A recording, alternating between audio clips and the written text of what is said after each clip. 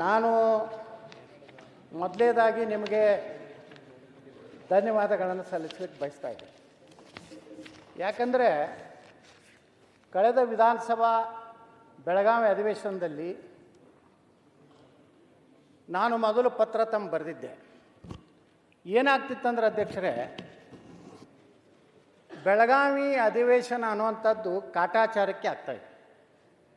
10 ದಿವಸದಲ್ಲಿ ಯಾವುದೇ ರೀತಿ ಚರ್ಚೆ ಆಗೋದಿಲ್ಲ. ಅದರಲ್ಲಿ ಸಭಾತ್ಯಾಗ, ಧರಣಿ, ಒಬ್ರಿಗೊಬ್ಬರು ಘರ್ಷಣೆ ಈ ರೀತಿ ಆಗಿ ತಾವೆಲ್ಲ ಸಾಕಷ್ಟು ಅದನ್ನು ಕಂಟ್ರೋಲ್ ಮಾಡಲಿಕ್ಕೆ ಪ್ರಯತ್ನ ಮಾಡ್ತೀರಿ. ಒಂದು ಸಲ ಪಾಪ ತಾವು ಆಡಳಿತ ಪಕ್ಷದ ಪರವಾಗಿ ಮಾಡ್ತೀರಿ, ಒಂದು ಸಲ ವಿರೋಧ ಪಕ್ಷದ ಪರವಾಗಿ ಮಾಡ್ತೀರಿ, ಕೆಲವೊಮ್ಮೆ ನ್ಯೂಟ್ರಲ್ ಆಗಿರ್ತೀರಿ. ಯಾವ್ಯಾವ ಗೇರ್ಗಳು ಎಲ್ಲಿ ಯಾವಾಗ ಹಾಕಬೇಕು ಅನ್ನೋದು ತಮಗೆ ಭಾಳ ಚೆನ್ನಾಗಿ ಗೊತ್ತಿದೆ.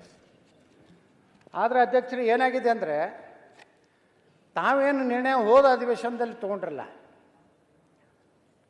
ಮೊದಲನೇ ದಿವಸದಿಂದಲೇ ಉತ್ತರ ಕರ್ನಾಟಕದ ಅಭಿವೃದ್ಧಿ ಬಗ್ಗೆ ಚರ್ಚೆ ಆಗಬೇಕಂತೇಳಿ ಈ ಸಲನೂ ಮತ್ತೆ ನಾ ಪತ್ರ ಬರೆದಿದ್ದೆ. ಅಲ್ಲಿಂದ ಕಾಂಗ್ರೆಸ್ ಮತ್ತು BJP